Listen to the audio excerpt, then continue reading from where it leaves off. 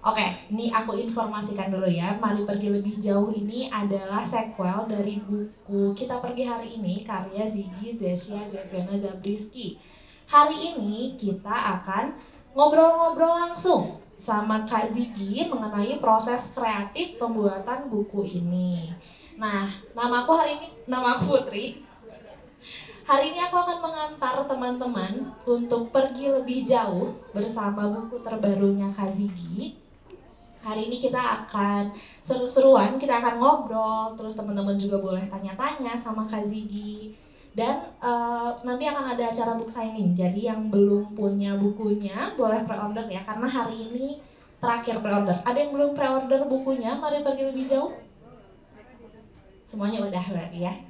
Tadi kembali lagi ke pertanyaan aku, teman-teman ada yang belum baca Kita Pergi Hari Ini? Udah semua berarti ya, berarti kita semua sepakat kita pasien rumah sakit korban KPHI. Semuanya pasien ya pasti. Teman-teman di sini bareng teman-teman atau ada yang sendiri? Sendiri, berteman ya. Kita semua berteman di sini ya. Mungkin kita semua satu bangsal karena traumanya sama dari KPHI ya. Oke. Hari ini teman-teman gimana perasaannya? Excited gak mau ketemu Kak Ziggy? Excited, semangat gitu. Gimana jawabnya? Excited gak ketemu Kak Ziggy hari ini? Oke. Ada yang udah baca lebih dari 5 buku Kak Ziggy nggak? Lebih dari 5? Wih, banyak banget. Ada yang mungkin KPHI buku pertama yang dibaca dari Kak Ziggy? Ada. Oke, gimana teman-teman? Hari ini kita kan mau pergi lebih jauh nih ya sama Kak Ziggy. Kira-kira siap gak menyambut adegan-adegan yang ramah anak di buku Mari Pergi Lebih Jauh? Pasti siap ya. Karena ini kan covernya lihat lucu banget. Ada anak-anak 5, pasti petualangan seru ya. Kak Ziggy-nya udah ada. Tuh, udah siap-siap ini. Oke. Udah gak sabar mau ngobrol-ngobrol sama Kak Ziggy atau masih mau ngobrol-ngobrol sama aku aja? Kita julid tentang Mima dan Mo. Oke. Silakan yang sudah registrasi boleh langsung duduk ya. Oke. Aku informasikan lagi sekali lagi untuk teman-teman yang belum bikin member Gramedia di My Value. Hari ini kalau bikin member nanti dapat notes. Ini notesnya. Dapat notes di meja registrasi. Jadi yang belum bikin boleh ya. Sambil menunggu teman-teman datang. Oke. Jadi hari ini aku akan menjelaskan secara ringkas acaranya. Kita akan ngobrol-ngobrol sama Kak Ziggy dipandu oleh Mas Teguh, editornya Kak Ziggy. Kita akan mengulik proses kreatif, juga menengok lemari bacaannya Pingu. Lemari bacaannya Pingu itu apa nanti dijelasin sama Mas Teguh ya. Setelah itu akan ada Q&A. Teman-teman nanti yang nanya dapat hadiah berupa bungkus kado, kertas kado dengan cover Pulau Batu di Samudra Buatan, juga voucher. Jadi nanti nanya ya, teman-teman pasti punya banyak pertanyaan kan ya? Punya dong, masa nggak punya? Datang ke sini punya dong. Punya ya? Punya banyak pasti. Setelah itu akan ada acara book signing, jadi teman-teman disiapkan bukunya ya. Udah pada bawa buku-buku Kak Ziggy? Ada yang bawa 10 mungkin? Enggak, 10 enggak. Di bawah 9? 8? 7? 8, ada 8, keren banget kakaknya ya. Mudah-mudahan nanti tangan Kak Ziggy-nya nggak pegal ya. Oke, nanti jadi teman-teman sampai akhir ya, karena nanti kita kan nanti ada book signing, ada foto-foto juga. Jadi jangan pulang di tengah-tengah acara. Oke, mungkin ini supaya teman-teman nggak lama nunggunya, aku akan menyerahkan acaranya kepada Mas Teguh. Halo Mas Teguh. Tepuk tangan dulu dong buat Mas Teguh.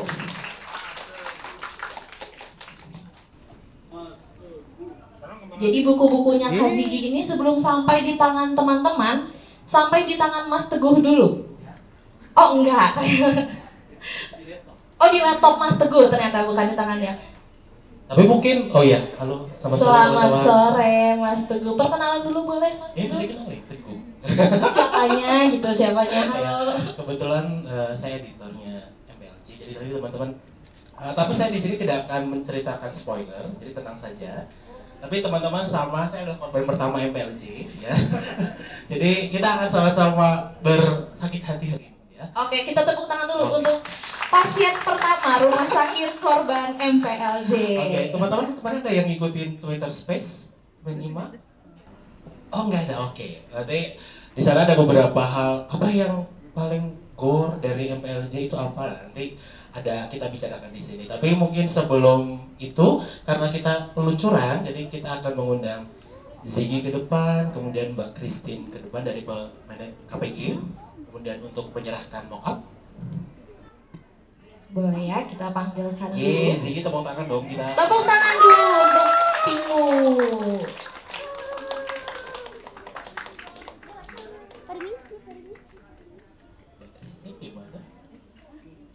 Silakan kepada Mbak Kris.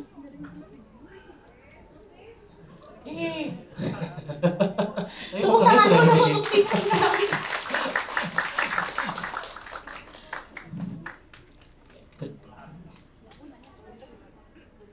Oh itu hiasan.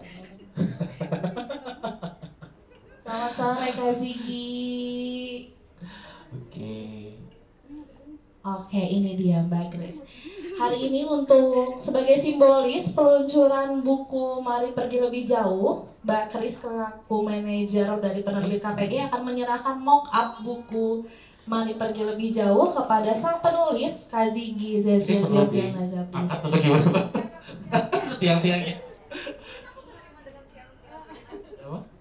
Oke, maaf. Boleh diserahkan. Oke, tepuk tangan dulu. Ini dia Mari Pergi Lebih Jauh karya Ziggy Zesyeviana Zabriski. Boleh diberikan Mbak Kris. Oke, tepuk tangan dulu. Oke, foto-foto cepat. Foto-foto. Oh, bisa aja. Mungkin Mas Teguh mau bergabung di belakang. Cukup bagus saja. Oke. Sudah difoto-foto teman-teman? Oke. Jangan lupa di-upload ya. Oke, salam dulu. Oke, resmi diluncurkan ya teman-teman. Berarti ini resmi berdiri rumah sakitnya. Aman. Oke. Terima kasih Mbak Kris. Setelah diluncurkan, gak sabar ya pengen ngobrol-ngobrol. Oke, boleh langsung diserahkan kepada Mas Teguh sebagai pasien pertama. Terima kasih. Tepuk tangan dulu semuanya.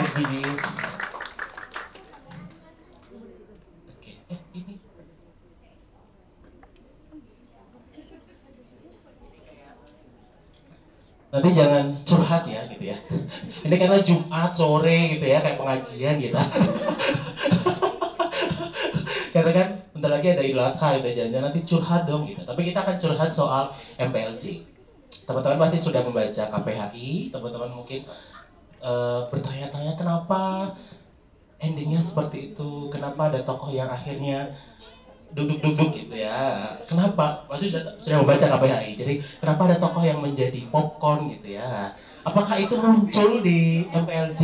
Ya, kita nanti akan bertanya lebih detail kepada Ziggy. Tapi mungkin sebelum itu kita harus memperkenalkan apa itu MPLJ. Kita menyebutnya MPLJ karena mari pergi lebih jauh.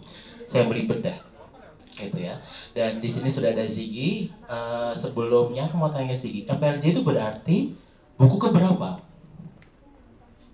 Enggak tahu. 30 lebih pasti. Iya kan? Karena ketika aku tadi malam baru begitu kayak 34. 34. Oke, tepuk tangan dong 34. Oke.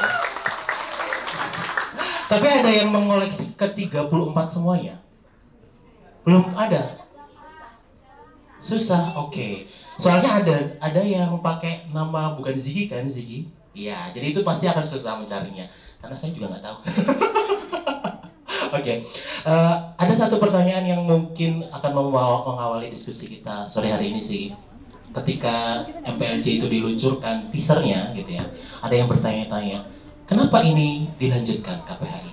Apakah memang dari awal menulis KPHI itu sudah direncanakan untuk menjadi series panjang, atau banyak orang yang bertanya, aku ingin menjadi korban lagi gitu? Ya, ini agak-agak ini ya, orangnya ya menyukai disakiti gitu ya. Bagaimana sih tanggapannya?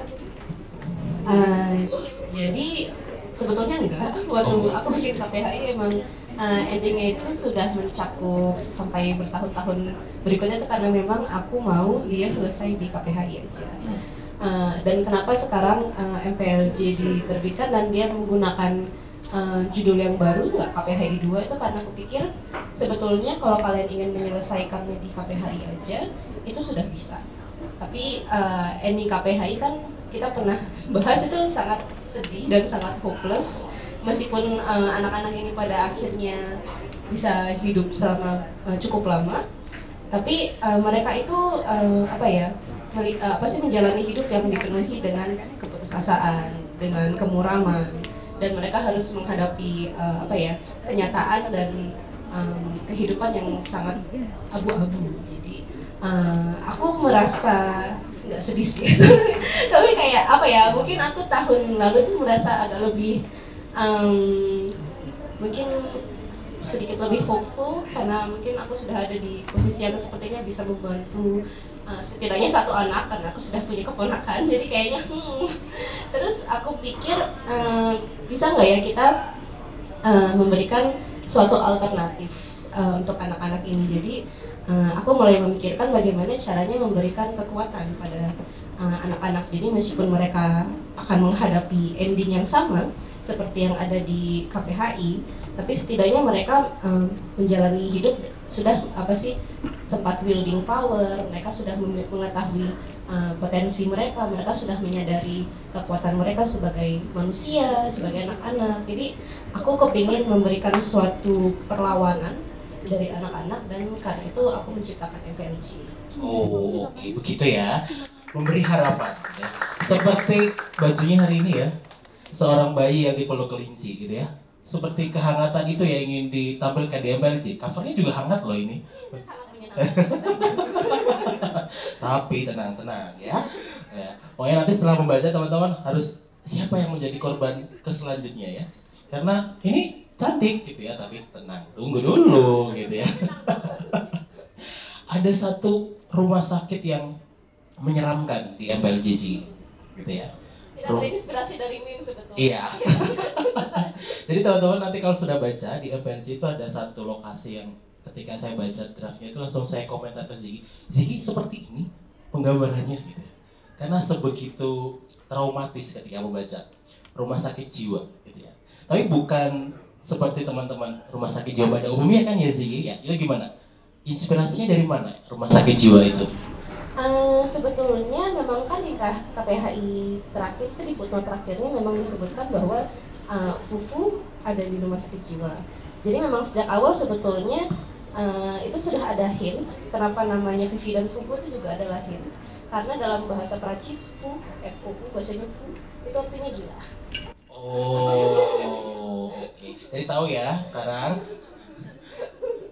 Itu mungkin nanti aku akan masukkan di nomor 3. Oke. Oh, nomor 3. Oke, kita simak. Tenang. Oke. Oke. Jadi Fu adalah gila. Ya, Oke. jadi Rumah sakit jiwa. Sejak awal dia endingnya akan seperti itu, tapi kemudian di MPLJ ini sebetulnya kan memang petualangan utamanya itu adalah penyelamatan Fufu. Jadi mereka mau nggak mau harus pergi ke tempat yang menakutkan itu. Dan kupikir salah satu sejarah yang paling menakutkan buatku itu adalah cerita soal treatment di asylum. Ya, jadi itu aku setiap kali membaca aku pasti post dan aku nggak selesai, soalnya itu memang menakutkan sekali. Jadi apa yang aku baca jadi agak came off di MPLJ karena memang aslinya sangat menakutkan. Menjawab tadi sudah dikasih bocoran nomor 3 gitu ya. Jadi KPHI ini rencananya mau berapa judul? Ini biar teman-teman siap-siap nih. Berapa kali lagi aku menjadi korban rumah sakit gitu ya? Aku belum yakin, tapi kemungkinan antara selesai di nomor 5 sampai 7. Tepuk tangan dong. Jadi kita akan mungkin berarti sampai mau bisa lari ya. Karena kan di ini masih merangkak dia gitu ya. Sampai berbahasa Prancis dengan aksen lebih bagus ya mungkin ya. Atau mungkin lemari pengetahuannya sampai beratus-ratus gitu ya. Oke, menyambung Mo. Karena aku mau tanya tadi seperti yang aku tanyakan Ziggy. Mo itu dari mana karakternya gitu? Kenapa dia hanya merangkak gitu ya? Karena kenapa saya mau bertanya Mo? Karena Ziggy itu konon waktu kecil diikutkan lomba merangkak gitu ya. Aku selalu ingat. Aku selalu ingat. Jadi Mo ini Ziggy. Sebetulnya enggak, aku memang kepengen buat cerita soal 3 anak karena aku dan kakak-kakakku, sebetulnya aku punya adik tapi dia selalu tidak dianggap. Jadi kami selalu setnya 3, tapi sebetulnya nggak merefleksikan kami bertiga juga sih. Aku nggak yakin kenapa mau jadi aneh seperti ini. Karena dia paling mudah dibikinnya, karena dia bayi, jadi masih punya banyak potensi. Kupikir bayi itu adalah tokoh apa ya, sebagai sosok itu sangat menarik karena kita nggak tahu pikirannya apa. Jadi karena emang KPHI dan seterusnya ini sebetulnya dibangun dari spekulasi orang dewasa. Jadi aku ingin membayangkan tidak seperti orang dewasa umumnya yang menganggap bahwa bayi itu tidak berdaya, bayi itu bodoh, bayi itu masih nggak tahu apa-apa. Aku kepingin memberikan alternatif. Mungkin dia diam aja karena sebetulnya dia lagi belajar, mungkin dia lagi tahu segalanya tapi dia nggak bisa ngomong. Jadi aku membayangkan alternatif kemungkinan kenapa bayi diam aja seperti itu. Apakah itu juga yang menjadi semangat ketika di KPHI itu selalu diawali dengan yang paling mengerikan adalah anak-anak, dan di MPLJ ditambah yang paling mengerikan adalah anak-anak yang menulis, ya kan? Yang nomor 3 yang paling mengerikan adalah anak-anak yang bernyanyi. Oke. Oke, jadi nanti 4 akan banyak nyanyian, yang nomor 3 ya, bernyanyian. Oke, tapi yang nomor 2 ini tentang menulis gitu ya. Jadi kenapa harus anak dan menulis di Karena sini? mereka suka nyoret-nyoret dinding. Oke. Sebetulnya di bagian awal MPLJ ini juga sudah digambarkan kota suara itu dipenuhi dinding-dinding dan jalan-jalan itu selalu dipenuhi dengan coretan-coretan anak-anak. Jadi kalau kita punya adik kecil atau anak kecil kebetulan di rumah, pasti dindingnya penuh sekali dengan coretan. Itu kupikir untuk banyak orang mengganggu ya. Kalau buatku biasa aja, karena aku juga berpartisipasi. Ternyata tidak hanya di notice ya coret-coretannya ya. Jadi kupikir karena aku mempresentasikan pandangan orang dewasa yang agak memvilifikasi anak-anak. Jadi mereka hal-hal yang menurut orang dewasa yang merepotkan dan menjengkelkan dari anak-anak itu kan berisik yang pertama, terus suka nyoret-nyoret dan suka bikin berantakan dan ngomongnya nggak jelas gitu loh. Jadi itu semua aku masukkan pelan-pelan ke dalam KPHI dan seterusnya. Kalau aku sebagai pembaca Ziggy, aku menangkap bahwa Ziggy itu selalu menempatkan mencoba untuk memberi alternatif tadi, bagaimana orang tua di KPHI dan MPLJ itu justru tidak pernah bersuara. Ya. Jadi karena dia tidak pernah muncul selain cuma disebut Ziggy di awal dan di akhir gitu. Apakah ini juga menjadi tanda kutip perlawanan Ziggy atas bagaimana orang tua mengekang anak-anak? Karena mereka udah kamu gak usah bersuara karena di dunia nyata kalian sudah terlalu berisik daripada anak-anak. Aku kurang yakin sih, soalnya orang tua aku baik-baik saja. Tapi mungkin ada hal-hal yang membuatku kesal ya, karena memang kalau kita melihat bahkan bukan untuk anak-anak aja, tapi teman-teman sepantaran kita masih selalu mengikuti apa kata orang tua. Padahal mereka sendiri juga punya keinginan sendiri, mereka punya kehidupan sendiri. Mamaku tuh sering bilang, apa sih, terutama soal pernikahan, karena belakangan ini lagi marak banget di sekeliling kami, yang akan menjalankan pernikahan itu dan semoga seumur hidup itu adalah anak. Jadi kenapa mereka harus menuruti apa kata orang lain, itu orang tua. Jadi kupikir itu adalah sesuatu yang sangat berkelanjutan dan sangat menjerat gitu. Ketika seorang anak tumbuh dengan orang tua yang memberitahu mereka harus melakukan apa. Memang di awalnya kita perlu guidance kan, sebagai anak kecil, tapi kemudian itu terus berlanjut sampai dewasa, dan itu adalah suatu hal yang sebetulnya pada satu titik akan menjadi sebuah beban bagi kita. Ada yang menjadi beban orang tua? Oke, tapi menarik di MPLJ kalau teman-teman sudah sempat membuka, itu di bagian awal dimulai dengan catatan yang ditulis oleh orang dewasa yang laporan. Kemudian di bagian selanjutnya dan seterusnya itu adalah dengan suara dan gaya bahasa anak gitu kan. Sedangkan di KPHI itu tidak ada. Itu emang disengaja untuk memberi batas mana yang suara orang dewasa, mana yang suara anak kecil. Bagaimana sih? Mungkin karena di awal MPLJ ini kita memperkenalkan sebuah tokoh antagonis baru sebetulnya.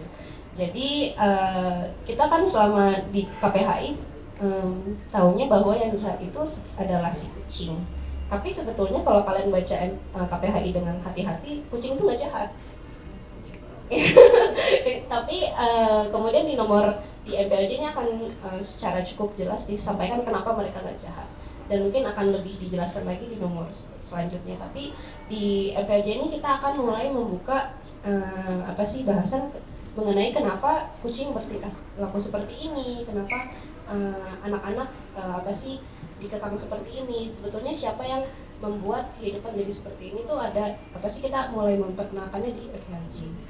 Dan sebetulnya kenapa kita buka dengan yang paling menakutkan adalah anak-anak yang menulis, karena sebetulnya ada banyak upaya untuk censorship dalam bentuk tulisan, karena itu adalah bentuk propaganda yang sangat kuat kan, ada tulisan ada hal seperti itu yang juga aku ingin sampaikan lewat MPLJ. Jadi kita memperkenalkan suatu tokoh atau tokoh-tokoh yang kekuatan utamanya itu adalah selain power, tapi mereka wielding power itu untuk gaslight, penyemayaran. Oke. Jadi siap-siap ya, pokoknya teman-teman nanti akan merasakan itu. Nah, ada satu tokoh yang aku suka di MPLJ. Sorry ya, aku udah baca duluan soalnya. Jadi aku tahu mana yang aku suka. Di Petronella. Ya. Di cover belakang juga disebutkan Petronella gitu ya. Jadi Petronella, ini Petronella itu juga di belakang ada Petronella yang sedang duduk di layah-layah gitu ya di meja kerjanya. Jadi Petronella ini digambarkan sebagai orang yang sedang berpura-pura. Ini spoiler nggak ya? Spoiler ya, oke. Lupakan ya, lupakan. Lupa. Oke. Jadi Petronella ini dari mana sih munculnya? Sedangkan tiba-tiba muncul di penceritaan sebagai salah satu tim teman-teman mereka untuk membantu penyelamatan. Jadi Petronella ini pada dasarnya adalah bentuk anak-anak yang sebetulnya dia adalah penyihir. Jadi sebetulnya aku menggunakan nama Petronella itu adalah corruption dari kata Petronilla. Nama Petronilla itu adalah salah satu penyihir Inggris yang dibakar. Karena itu dia punya rambut merah, dia agak aneh, dan dia itu mungkin ini untuk bahasan berikutnya, tapi dia agak menentang boundaries, karena dia sebagai bayi anak-anak tapi dia sudah kerja, dia sebagai anak perempuan tapi dia pakai celana gitu loh. Jadi dia ini adalah sebuah tokoh yang memang aku sebutkan sebagai bentuk rebellion terhadap normatisasi seperti itu. Kenapa dia muncul? Karena sebetulnya memang dia dibutuhkan. Ceritanya nggak akan bisa maju tanpa orang yang memiliki daya. Jadi Petronella ini punya pekerjaan, punya uang, punya kuasa. Jadi dia adalah sebuah karakter alternatif yang bisa turut membantu membantu anak-anak. Dan dia sebenarnya tidak punya kepentingan lain selain menyelamatkan sepupunya. Gitu. Jadi aku kepingin ada suatu tokoh tokoh yang unlikely memiliki power tapi memiliki power sih. Oke. Dan itu Petronella hadir. Tapi selain Petronella gitu, ada tokoh yang sebenarnya tidak disebut banyak gitu ya. Tapi di situ cukup bikin saya ketawa terkikik, yaitu bisa tebak Ziki apa? Dona Tabon. Iya. Jadi ada tokoh bernama Dona Tabon, ya kan. Itu ketika saya membaca, itu saya langsung kontak Ziggy. Ziggy, kenapa ada donat abon gitu ya? Karena aku belum pernah menemukan ada donat. Ada donat abon. Iya sih gitu. Terusnya donat gula aja gitu, biar enak gitu. Itu apakah ini menyambung pertanyaan Space kemarin. Jadi ada salah satu pembaca Ziggy yang cukup fanatik gitu. Dia itu menceritakan bahwa setiap novel Ziggy itu selalu ada deskripsi makanan gitu ya. Di KPHI juga ada, di sini nanti juga ada. Itu di ECSP juga ada gitu ya. Apakah memang itu secara sengaja hadir untuk ya aku akan menciptakan adegan-adegan makan dan detail yang cukup? Sebetulnya enggak sih. Cuma mungkin ketika aku masih kecil tuh aku biasa aku lumayan lama bisa baca. Tapi aku pura-pura bisa baca soalnya kalau nggak bisa baca dimarahin mama. Tapi aku lumayan lama bisa baca sehingga setelah aku mulai lancar aku membaca semua yang bisa aku temukan. Dan yang paling gampang ditemukan itu adalah komposisi di belakang Ciki. Jadi aku sekalian untuk mengekspansi kemampuan merangkai kalimat di kepala aku mencoba memperpanjang di setiap komposisi itu. Misalnya jagung gitu, aku mencoba mendeskripsikan jagung itu gimana rasanya apa di dalam kepala aku. Jadi mungkin ada kebiasaan itu.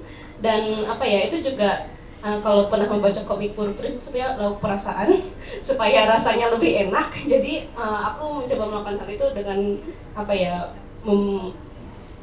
melebih-lebihkan setiap komposisi di yang tertulis di belakang bungkus Ciki. Mungkin itu jadi kebiasaan, dan karena ketika aku mulai membaca cerita juga yang menurut aku paling menggugah itu adalah deskripsi makanan. Ketika aku baca Si Bandelnya Edith Winterstead, aku sering bahas hal ini. Itu yang membuatku sangat impress adalah ketika dia menggambarkan bagaimana tokoh Si Bandel ini makan roti gandum. Kemudian nggak lama kemudian aku mulai membaca The Hobbit J.R.R. Tolkien, itu juga banyak sekali makanan. Jadi aku pikir itu adalah pengalaman membaca yang paling menyenangkan. Sebetulnya aku dibanding mengikuti plot, memikirkan karakter, aku paling senang kalau membaca tulisan soal makanan. Jadi karena itu mungkin aku jadi kebiasaan juga menulis di setiap kali ketemu, oh mereka lagi makan, yes. Waktunya ya gitu ya. Waktunya. Naluri itu muncul kembali. Gitu ya. Sesungguhnya aku lapar. Tapi aku mau mencoba untuk bertanya kembali soal bacaan di awal. Tadi kan sih bilang orang tua memaksa gitu ya. Jadi ada salah satu podcast Ziggy yang bilang bahwa dulu orang tua Ziggy, ibu adalah orang yang menyukai puisi, kemudian kakek adalah orang yang membaca sastra gitu kan. Itu berpengaruh pada Ziggy gitu. Nah, apakah gitu ya sekarang bacaan-bacaan itu yang kecil itu berpengaruh dengan Ziggy yang sekarang? Bacaan kecil aku sih nggak yakin sih, soalnya kita kan dulu baca apa yang tersedia ya. Yang tersedia itu nggak banyak, mungkin Petruk atau Siksa Neraka. Apakah itu apakah itu bibit untuk menulis kematian? Enggak. Kupikir enggak, pasti ada yang terbawa sih. Jadi tapi menurutku mungkin apa yang dapat dari orang dewasa enggak serta-merta merupakan hal yang jadinya tuh hal yang aku sukai. Aku nggak melanjutkan baca Petruk. Aku nggak ngerti. Tapi setelah kita agak besar dan kita menemukan bahan bacaan lain, ini masih di usia anak juga, kita banyak baca komik, banyak baca buku, dan ya ketemunya apa, itu kita mulai develop selera membaca sendiri, dan itu cukup diakomodasi sama orang tua. Jadi kita meskipun nggak langganan, kalau ada uang kita boleh berhenti di kios koran dan membeli buku. Kalau lagi ada sedikit uang kita boleh datang ke Gramedia dan membeli komik yang 5 ribuan. Ketika masih 5 ribuan, sekarang sudah berapa?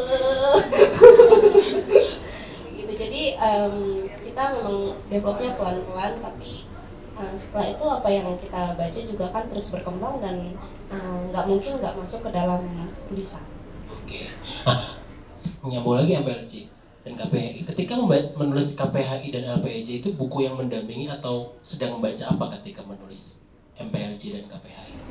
Kalau aku sedang menulis mereka berdua, aku sengaja nggak memegang buku sih, soalnya ini perlu fokus ya, karena ada banyak sekali pengulangan dan kalau salah jadinya inkonsisten dan itu akan menggoyahkan narasi. Jadi aku sengaja nggak baca buku, tapi mungkin kalau yang sangat berpengaruh itu bukunya Lemony Snicket. Aku selalu membahas soal Lemony Snicket karena dia tulisannya nggak jelas.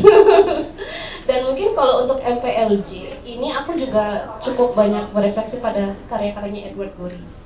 Beliau itu ilustrator dan penulis, dan dia tuh tulisannya agak menakutkan, agak menakutkan. Seperti ini ya.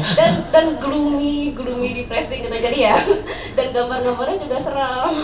Tapi gambar kamu nggak seram, lucu sih ya. Tapi itu kan jadi inspirasi, terutama untuk rumah sakit jiwa. Tuh aku banyak melihat gambar-gambar landscape-nya Edward Gorey itu semuanya kok sepertinya seram gitu. Seperti itu. Teman-teman ada yang penasaran nggak bagaimana Ziggy menulis? Karena itu menarik gitu, bagaimana membuat bahasa yang sangat quote and quote anak-anak gitu ya kan, karena dia tidak menggunakan imbuhan gitu kan ya, dengan catatan kaki yang ajaib. Nah ini boleh diceritakan nggak bagaimana khusus KPHI dan MPLJ ya, bagaimana Ziggy mengolah ide, kemudian membangun narasi, kemudian menciptakan tokoh itu bagaimana? Atau adakah ritual atau bagaimana? Siapa tahu gitu ya, makan popcorn gitu, crispy gitu. Sebetulnya malah MPLJ dan KPHI ini adalah cerita dua buku yang aku lumayan agak spontan. kurang nih ya. Kurang. Aku nggak banyak berpikir ketika menulis mereka karena ini memang ceritanya muncul begitu saja bisa dibilang, dan memang inspirasinya kan adalah anak-anak yang ada di sekitarku. Jadi sebetulnya mereka lagi ngapain, terus aku pikir ini bisa digambar, terus itu jadi masuk ke dalam cerita. Ketika menulis MPLJ dan KPHI sih mungkin kalau soal hilangnya imbuhan itu ada beberapa bagian, terutama bagian-bagian yang lumayan deskriptif dan banyak melibatkan anak-anak secara aktif, itu aku baca secara lisan. Kalau misalnya kedengarannya tidak enak didengar sebagai percakapan, aku ganti, aku hapus. Dan aku kepengen tulisan ini meskipun ada beberapa kalimat yang panjang tetap tetap menggunakan kata-kata yang mudah, tetap menggunakan meskipun ada padanan-padanan tapi tetap menggunakan kata-kata yang familiar, seenggaknya menurutku familiar gitu. Jadi mungkin cuma itu aja sih yang strict buat aku mencoba nggak menggunakan bahasa yang terlalu susah atau menggunakan bahasa asing, karena kan kalau mau nggak mau kita menggunakan bahasa asing gitu. Kali ini aku berusaha enggak, terutama di MPLJ ini aku ngotot soal warna, aku menggunakan bahasa Indonesia semua dan menggunakan kita belakang waktu itu pernah ada terdistribusi guide nama-nama warna dalam bahasa Indonesia itu aku menggunakan gitu. Jadi mungkin itu aku ngototnya aku mau menggunakan bahasa Indonesia kecuali untuk modal. Oke. Soal catatan kaki bagaimana Ziggy? Itu kan yang menurutku paling ini istimewa gitu. Jadi ajaib gitu. Itu bagaimana itu mengolah, asal templok, asal comot atau bagaimana? Asal. Mungkin sebetulnya kayaknya sih selain itu merupakan komentar dari terhadap Juli DKJ yang waktu itu pernah aku sampaikan, sebetulnya ini juga mungkin agak refleksi terhadap ketika aku menulis skripsi. Karena aku sebetulnya suka menulis footnote ketika nulis skripsi, itu adalah satu-satunya yang aku sukai dari menulis karya. Tapi ternyata untuk banyak orang itu susah, dan sebetulnya memang susah. Tapi menurutku lucu, ada yang dimiringin, ada yang harus duluan gitu. Sepertinya itu dari zaman SMP aku suka banget nulis daftar pustaka dan footnote, meskipun aku mungkin nggak bisa. Jadi aku agak, ketika dibilang itu adalah hal yang mengganggu, aku jadi agak kepingin challenge karena menurut aku itu menyenangkan untuk ditulis. Jadi aku pikir bagaimana caranya memasukkan itu sebagai hal yang juga menyenangkan untuk dibaca. Jadi memang ada sedikit motif pribadi yang ingin memperkenalkan betapa menyenangkannya hidup dengan footnotes. Seperti itukah memenggal-menggal kata kayak mobil bekas, kemudian mobil lama, kemudian siomay, tahu, ya kan? Sama ikan. Iya, sama gitu. Itu emang mau seperti itu atau formulanya menemukan? Aku gampang terhibur kalau lagi ada lelucon soal yang menggunakan plesetan kata. Kayak misalnya meme soal tahu gitu loh. Kamu diam saja padahal kamu tahu, itu lucu banget. Cuma kan sayangnya dia cuma hidup di dalam internet archives gitu, cuma hidup di dalam memes yang kita kirimkan. Jadi aku pengen memasukkan lelucon itu juga kan sebetulnya merupakan suatu keahlian berbahasa ya sebetulnya. Jadi aku juga ingin mengakui orang-orang yang lucu itu mereka sebetulnya pintar. Jadi aku ingin memasukkannya ke dalam karya juga. Tepuk tangan dong. Oke, aku ada mungkin ini pertanyaan yang pernah aku tanyakan juga ke Ziki lewat email gitu ya. Minum dulu. Jadi kan di KPHI kalau teman-teman baca kan selalu disebutkan bahwa ada anak laki-laki yang keren, anak perempuan yang manis, tapi kemudian dibalik itu dengan Vivi dan Fofo, ya kan? Ada anak laki-laki yang manis, tapi juga ada anak perempuan yang keren, gitu kan? Formulasinya adalah ketika bikin adonan Vivi itu kecemplung dodol Garut, ya kan? Aku masih ingat. Kalian ingat? Ya kan? Nah, di MPLJ itu juga masih disebutkan ada dua biner gitu kan. Jadi ada yang anak laki-laki harus yang keren dan anak perempuan itu harus yang manis gitu. Nah, Ziggy secara sadar mengulang itu untuk menunjukkan bahwa kita sedang dikuasai oleh pikiran orang dewasa itu seperti yang tadi Ziggy awal ceritakan atau bagaimana? Jadi itu sebetulnya adalah final boss yang akan kita tackle nanti. Jadi dia memang selalu muncul dan mungkin teman-teman akan terusik dengan itu karena itu memang betul-betul divisif ya, sangat mendikte bahwa kita cuma ada dua pilihan gitu. Jadi sebetulnya secara lebih subtil aku mau masukkan Petronilla juga sebagai bentuk negasi terhadap itu, bahwa sebetulnya selama ini di sekitar kita sudah ada hal-hal yang di luar arus itu yang mereka sampaikan, bahwa nggak semuanya ada keren dan manis karena Petronilla ini tidak keren maupun manis, melainkan benar-benar pintar.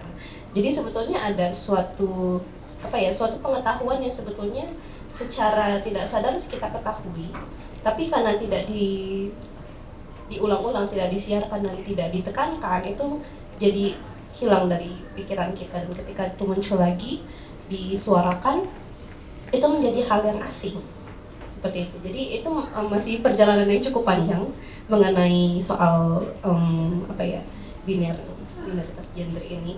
Tapi itu memang adalah salah satu isu karena itu merupakan satu hal yang sangat besar ya, terutama dalam kehidupan anak-anak kecil. Anak cewek hanya boleh pakai baju pink, anak cowok nggak boleh pakai baju pink. Sehingga aku juga melihat keponakanku bahkan ketika dia masih umur 3 tahun dia protes kalau bajunya gambar pelangi. jadi dan itu bukan hal yang diajarkan, tapi dia jadi kerasa sendiri gitu karena betul-betul ada divisi itu. Sementara itu membuat aku tidak nyaman. Dan setelah agak beberapa tahun aku tinggal bersama orang tua aku, sepertinya memang itu sudah sangat mendalam karena mamaku juga masih, itu kan mainan anak cowok, itu kan mainan anak cewek. Terus kepikir nggak apa-apa kok, nggak apa-apa dong gitu loh. Jadi sebetulnya aku juga agak risau, dan karena itu aku masukkan ke dalam. Begitu ya. Jadi teman-teman kecampuran dodol Garut atau wajik ketan ini? Wajik ketan kan manis juga ya gitu. Nah, Oke, aku ada beberapa pertanyaan lagi, tapi mungkin teman-teman bisa langsung bertanya aja kali ya. Nanti sesi selanjutnya adalah kita akan bercerita soal apa itu lemari bacaan Pingu, gitu. Karena ada tajuk 3 kata yang bagus di situ, lemari bacaan Pingu. Jadi teman-teman nanti bisa tanya, buku apa sih yang Kak Ziggy baca dan paling favorit selama ini gitu, pasti berganti-ganti gitu ya. Tapi mungkin bisa bertanya itu. Tapi mungkin ada beberapa pertanyaan dari teman-teman yang mau bertanya. Sebelum itu tadi dibisikin 5 penanya pertama akan dapat voucher ya, voucher Gramedia. Dan itu bisa langsung dibuat untuk membeli buku Ziki. Jadi lumayan gitu ya. Oke, saya sangat oportunis soalnya. Oke, kita mungkin ada 2 pertanyaan dulu ya. Oke, 1 sama yang di belakang. Oke, boleh?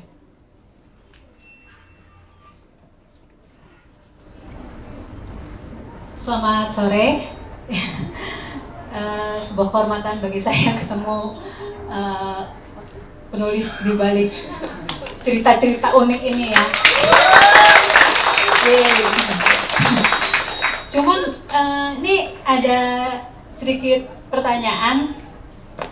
Katanya nomornya Pulau Batu itu satu universe sama kedua buku ini. Kita pergi hari ini. Dan gosipnya gitu. Nah, saya mau klarifikasi benar nggak? Terus sama kira-kira buku-buku yang lama ada kemungkinan cetak ulang nggak? Soalnya bisa banget harusnya.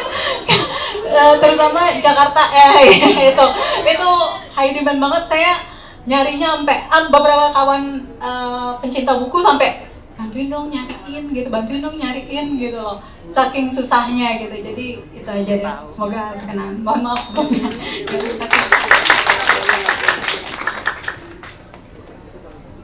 Mungkin langsung dijawab sih. Satu universe kah atau bagaimana, atau tetanggaan universe-nya? Jelas tidak. Oh, tidak. Karena Pulau Batu tuh aku sebetulnya latarnya mungkin kalian agak miss, tapi itu latarnya Jakarta. Kenapa dia banjir? Karena Jakarta selalu banjir. Dan aku sebetulnya ini ceritanya agak di masa depan, karena aku membayangkan ketika itu Jakarta sudah tenggelam. Kan katanya Jakarta akan tenggelam. Karena itu ceritanya soal banjir dan soal mereka dikelilingi oleh air seperti itu. Tapi sangat detach dari KPHI, karena KPHI ini aku pikir mengambil latar waktu yang sangat-sangat jauh. Karena itu dia sebetulnya kemarin sempat dibicarakan kenapa dia tampaknya sangat hijau dan sangat menyenangkan, karena aku ingin menggambarkan suatu masa depan yang utopis. Tapi sebetulnya nggak juga. Gitu. Kemudian kalau soal buku lama sebetulnya gini.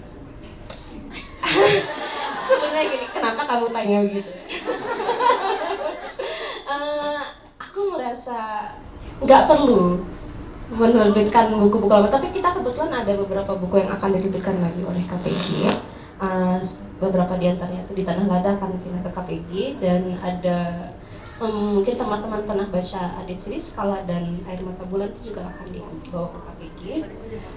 Ada beberapa karya yang karena ada penawaran aku okein.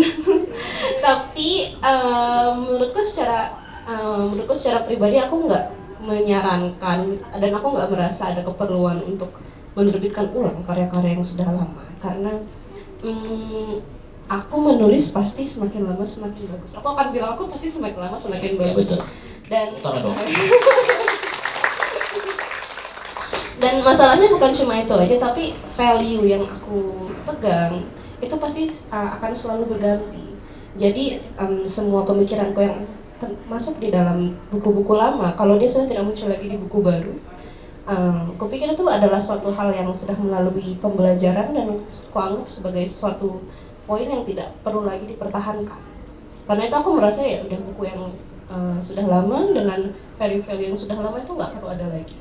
Karena aku secara pribadi merasa karyaku ya, setidaknya nggak tahu buku secara umum gimana, tapi karyaku secara pribadi punya expiration date. Jadi nikmatilah selama dia masih beredar. Kalau sudah nggak beredar ya udahlah. Oke, makanya segera beli ya. Stok MPLJ banyak gitu ya. Tapi itu juga itu serius ya, soalnya aku sudah merancang wasiat. Kalau aku sudah meninggal, aku akan minta ahli warisku untuk tidak membiarkan dia beredar lagi. Jadi aku memang sudah merencanakan bahwa karya-karyaku lebih baik nggak ada selamanya, seperti itu. Jadi selama masih hidup aja kalian silahkan menikmati, dan selama bukunya masih ada, seperti itu. Agak ini ya bicaranya ya. Ini ada satu pertanyaan yang berkorelasi dengan itu. Bagaimana menceritakan, ini kan semua KPHI dan MPLC kan pasti ada hubungannya dengan kematian, kesedihan gitu. Iya. Tapi bagaimana kalau misalkan ada seorang anak kecil misalkan bertanya tentang kepada orang dewasa, apa itu kematian? Aku tidak pernah menjawab. Tidak menjawab ya? Aku nggak yakin sih. Jadi baru-baru ini teman-teman orang tuaku ada beberapa yang meninggal dan mereka harus pergi meninggalkan rumah untuk ngelayat dan mengurus kuburannya, dan keponakanku selalu bertanya, kalian kemana kalau perginya lama gitu. Terus selalu dijawab, nah, ada yang mati itu apa? Terus mamaku memberikan jawabannya yang sebisanya aja, berarti dia harus dikubur, masuk tanah gitu. Terus pada minggu lalu kita ada kejadian mati lampu seluruh Sumatera. Kemudian dia nanya, matinya gimana? Dikubur di mana? Aku rasa itu adalah suatu hal yang sulit dijelaskan ya, dan aku nggak ingat apa yang kupikirkan ketika pertama kali aku berhadapan dengan kematian. Kami tipe yang kalau nggak tahu diam aja, nanti lama-lama tahu, baca buku atau nonton TV. Kita belajar dari konteks. Dan aku untungnya tidak punya anak sendiri, jadi aku tidak akan tidak akan punya PR untuk menjawab itu. Jadi silakan kalian belajar cara menjawab dan silakan ambil tanggung jawabnya masing-masing. Atau disuruh ini baca aja KPHI ya. Kalian tahu bagaimana sedihnya gitu ya, atau nggak sedihnya gitu ya. Oke. Jadi pertanyaan kedua tadi.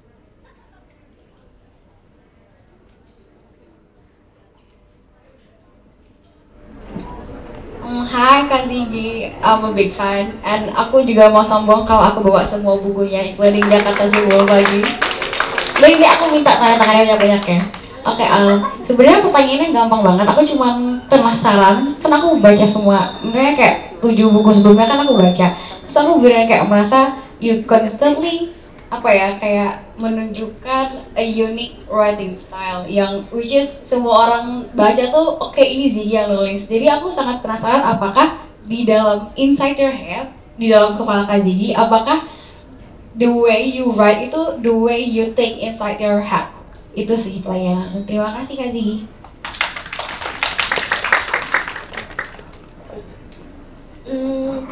Mungkin ya.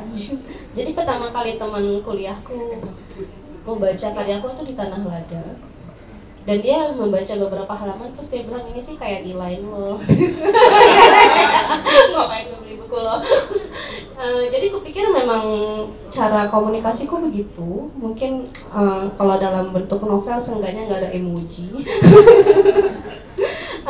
Aku nggak yakin sih soal apakah caraku menulis unik atau enggak, karena itu kan adalah suatu penilaian dari luar ya. Kalau aku memang adanya begini, jadi menurut aku itu adalah sesuatu yang normal. Sebetulnya struggle menulis itu adalah bagaimana caranya menggunakan bahasaku sendiri, dan bagaimana caranya mengkomunikasikannya dengan presentable kepada orang lain. Karena mungkin dengan begini aja kalian menganggap itu tulisannya unik. Jadi sebetulnya sehari-hari itu aku mengalami kesulitan berkomunikasi karena ternyata cara bertutur kami itu agak berbeda. Tapi memang karena itu adalah suatu kebiasaan, memang adanya seperti itu. Mungkin kalau dalam bentuk tulisan dia harus ada kompromi dengan cara menulis orang pada umumnya.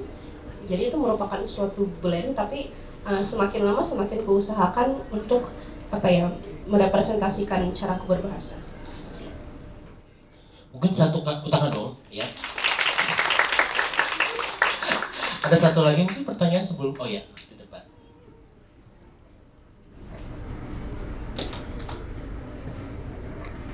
Selamat sore Kak Ziggy.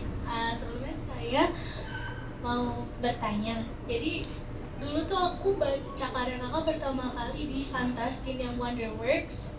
Nah, terus saya coba ngikutin sampai yang MPLJ hari ini. Saya ngerasa kayak ketika kakak menulis sesuatu itu, saya nggak tahu kakak sadar atau tidak, tapi seperti ada background dari historical tertentu gitu kak. Aku ngerasanya kayak kalau di yang Teru Teru Bozu itu kan kakak mengangkat tentang penutupan Jepang.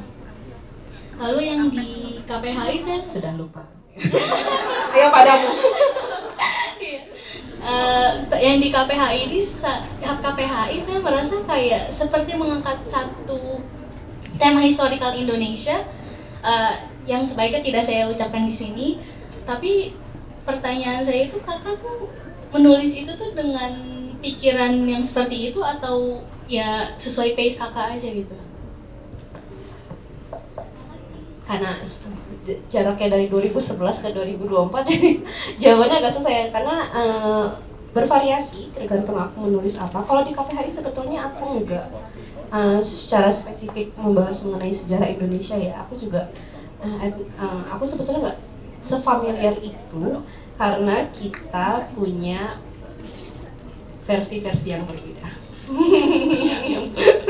Jadi aku nggak merasa mampu untuk memberikan suatu rekapitulasi soal sejarah kita sendiri. Tapi mungkin yang aku tulis itu ada beberapa latar belakang sejarah, seperti misalnya aku bahas mengenai rumah sakit jiwa, itu aku berkaca pada cerita soal Bethlehem, soal penyihir Bethlehem lainnya juga ada cerita latar belakangnya, dan soal gender itu juga sangat berlangsung ya. Jadi mungkin aku mungkin kedengarannya mengambil dari jauh, karena itu juga merupakan suatu refleksi bahwa ada beberapa isu yang sebetulnya seharusnya kita tinggalkan di belakang tapi masih terus nyangkut sama kita sampai sekarang. Seperti itu sih. Dan aku nggak setertarik itu dengan sejarah sebetulnya, karena sejarah itu menakutkan dan sebetulnya agak gak reliable. Tapi aku suka melihat permasalahan-permasalahan yang sampai sekarang masih ada.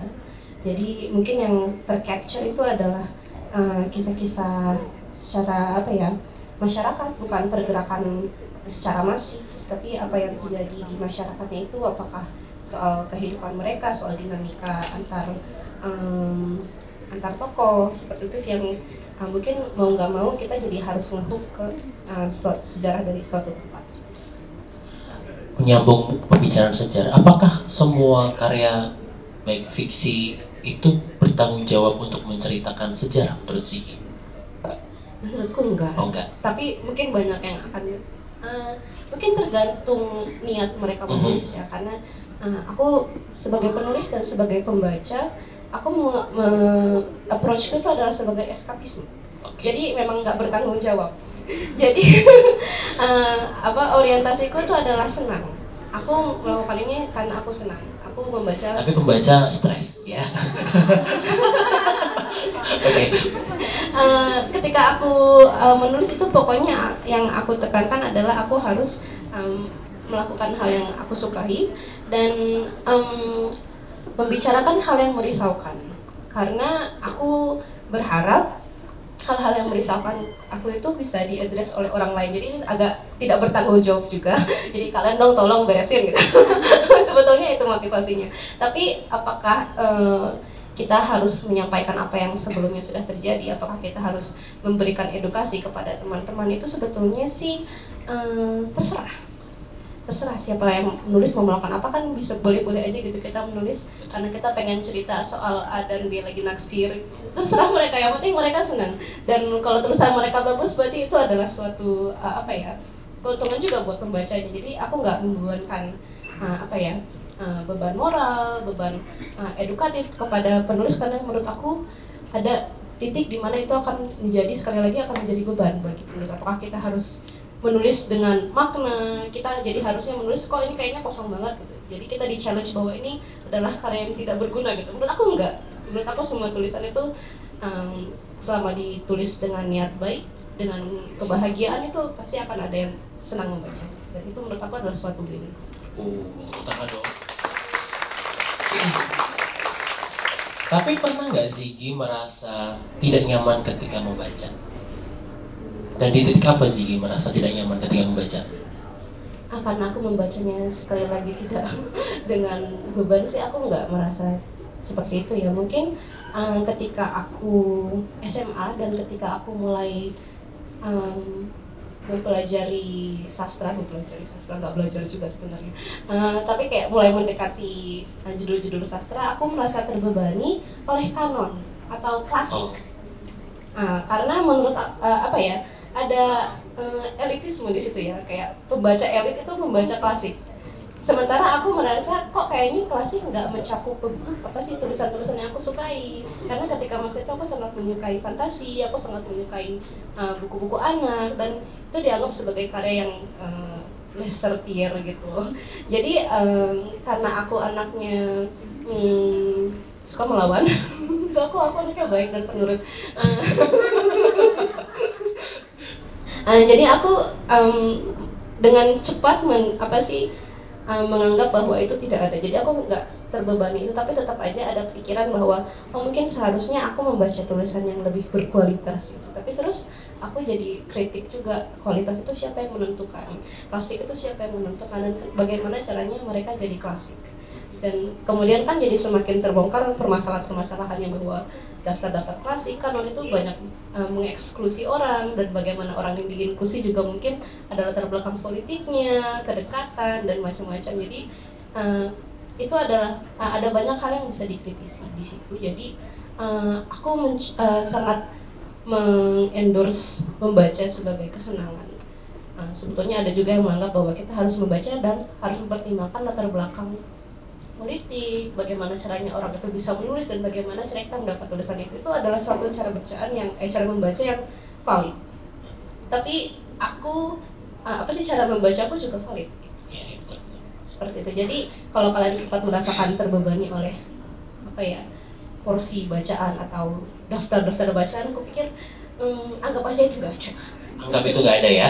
Kita menurut aku menulis dan membaca itu bisa menjadi suatu kegiatan yang sangat self-centered dan selfish, dan menurut aku itu adalah cara menulis dan membaca yang paling menyenangkan. Egois guys, kita egois. Oke, ini menyambung ke lemari bacaan bingung gitu ya. Kita tuh pengen tahu ya, kalau misalkan ada pertanyaan, sebenarnya ini sudah sering, mungkin sering Sigi dapat pertanyaan ini, 5 atau beberapa buku yang menurut Sigi paling berpengaruh dan sering Sigi ulang bacanya itu apa? Ulang baca mungkin enggak ya, karena aku pemalas. Mungkin yang ingin aku rekomendasikan itu adalah Universe-nya Douglas Adams, Hitchhiker's Guide to the Galaxy, karena itu betul-betul nggak masuk akal. Itu juga banyak wordplay, itu funny banget dan sangat komedi. Tapi itu juga adalah sci-fi, dan itu ada mungkin untuk hal-hal yang hal-hal yang reflektif, tapi dia tetap sangat light dan sangat lucu. Jadi itu adalah genre yang sangat aku suka banget. Tapi dia ada sekitar 5 buku dan 5 judul, dan mungkin bacanya bisa agak challenging karena memang harus karena ada banyak double entendre di situ harusnya, begitulah. Tapi itu lucu banget dan itu bagus banget dan sangat direkomendasikan, tapi aku tidak merekomendasikan filmnya. Kemudian aku juga suka aku lupa siapa nih, John Callahan, itu buku puisi judulnya King of Things and Cranberry Clowns. Aku suka membuat tulisan yang berima itu sebetulnya karena aku suka children's rhymes. Ini adalah puisi yang berima dan itu ceritanya sangat indah, sangat menyentuh dan sangat simpel. Ceritanya soal seorang raja yang memiliki kekuasaan, jadi dia mengendalikan seluruh negerinya dengan benang, dan pada suatu hari dia bertemu dengan seorang badut yang tidak diikat oleh benang, tapi dia tidak bisa pergi dari kursinya. Jadi dia mempelajari soal konsep kebebasan, soal kebahagiaan, dan itu adalah cerita yang menurut aku sangat heartbreaking dan sangat bitter. Endingnya juga nggak bagus, tapi tetap ada sebuah kebahagiaan tersendiri bahkan meskipun endingnya seperti itu. Karena terus badutnya pergi jatuh ke jurang. Tetap ya agak-agak. Tapi dia nggak mati. Dia nggak mati ya. Tapi patah-patah kakinya. Enggak. Terus aku juga suka My Naughty Little Sister-nya Dorothy Edwards. Itu juga bukan cerita yang stocky. Itu ceritanya soal cerita 2 orang anak perempuan ini ceritanya soal si kakak menceritakan adik kecilnya yang masih sekitar 3-4 tahun. Jadi dia perbuatannya nakal terus. Dia suka apa sih, dia benci sinterklas, terus waktu sinterklas datang ke sekolahnya dia gigit tangannya gitu. Jadi cuma cerita sehari-hari mereka aja. Dan aku suka cerita yang seperti itu karena gak banyak konflik tapi menyenangkan. Itu kayak membuat refreshing bahwa kita sebetulnya pertama-tama kita membaca itu adalah untuk menyenangkan hati kita. Jadi itu adalah sebuah reminder setiap saat bahwa kita pertama-tama membaca harus senang dulu. Oke, membaca untuk senang. Untuk senang. Ada lagi mungkin? Kita berapa tadi? 3. Mungkin aku nggak terlalu mengulang ini, tapi aku sangat impress ketika pertama kali baca itu The Tenant of Wildfell Hall karya Anne Bronte. Itu aku sempat jadi kesel banget sama Charlotte Bronte, dan sampai sekarang aku nggak baca buku dia karena aku tahu bahwa novel ini dihentikan publikasinya oleh Charlotte Bronte karena menurut dia itu ada adegan yang melanggar hukum. Jadi ada adegan di mana tokoh perempuan ini menutup pintu di depan suaminya, dan itu di dalam hukum Victorian itu adalah hal yang melanggar hukum. Jadi itu berarti diedakan, sama kesel, ini gak apa-apa gitu kan. Mungkin emang suaminya brengsek gitu. Terus itu bagus, dan aku suka karena itu pertama kali aku bertemu bentuk epistolary novel, bentuk surat. Jadi itu bentuk yang baru dan ada kisah-kisah yang ternyata wow di belakangnya. Itu aku suka banget. Dan yang sering banget aku rekomendasikan itu adalah mungkin jangan ini. Mungkin What Not karya Rose Ricolli. Aku sering banget mengulang-ulang ini karena itu lucu. Itu katanya adalah cerita yang menginspirasi Brave New World-nya Aldous Huxley. Tapi nama Rose Ricolli ditenggelamkan karena dia sekali lagi adalah perempuan. Tapi itu ceritanya bagus banget. Itu soal sekitaran Perang Dunia II, dan tokoh perempuannya ini bekerja sebagai penulis propaganda. Jadi tokoh-tokohnya menarik, dan mereka tuh jadi ada regulasi bahwa regulasi soal hubungan dan pernikahan gitu. Jadi akhirnya si tokoh yang awalnya sangat strict ini dia jadi agak shifting karena dia ada hubungan dengan seorang laki-laki yang dilarang berhubungan dengan dia, seperti itu. Jadi sebetulnya itu adalah kisah cinta. Tapi dia bagus, dia pintar banget. Gitu ya, jadi silakan teman-teman mau mencatat ya beberapa rekomendasi Ziggy. Nah, tadi Ziggy menyebut membaca untuk kesenangan. Kemudian sekarang itu kalau teman-teman lihat kan sekarang banyak orang yang berlomba-lomba, setahun aku membaca 200 buku gitu ya. Ada yang sehari membaca 50 judul gitu ya. Nah, ini bahaya gak sih? Nggak bahaya kan ya? Kan di Goodreads banyak, ya kan di Goodreads itu banyak loh kan ya yang sehari 40, 50 itu. Nah, nggak ada apa-apa kan ya, direkam ya.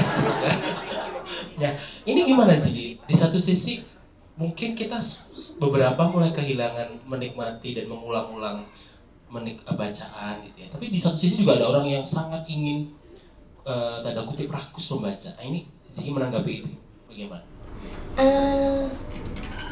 Menurutku lebih baik kita membaca dan mungkin kita share sama teman-teman karena kita kepengen membicarakan buku itu. Jadi sebetulnya aku pikir motivasi yang pertama ketika kita membagikan progres kita itu bukan untuk pamer. Masalahnya kan sekarang gitu ya, karena untuk menunjukkan bahwa kita adalah sesuatu, adalah pintar atau culture, gitu. Tapi aku pikir justru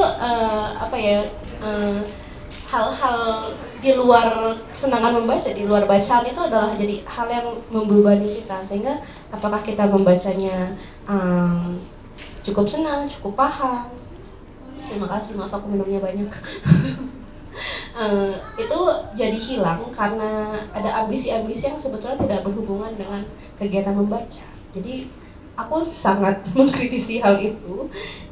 Tapi sebetulnya semua tergantung sekali lagi dengan kenapa kalian melakukan hal itu, kenapa mereka membagikan progres, kenapa mereka membagikan review. Ada yang memang merasa perlu sebagai pengingat dan itu baik-baik saja, ada yang merasa perlu untuk membantu sesama pembaca, itu baik-baik saja. Tapi untuk mereka yang memang membacanya hanya demi platform, aku memandang itu sebagai hal yang aku sangat skeptis terhadap hal itu. Jadi mungkin mudah untuk mengatakan bahwa itu sangat tidak recommended, tapi mungkin teman-teman ada yang perlu reminder bahwa itu bukan alasan kenapa kita membaca. Kita nggak perlu, sekali lagi mungkin teman-teman sudah pernah membaca JSP, kita bukan membaca untuk kelihatan pintar, kita membaca karena kita suka membaca.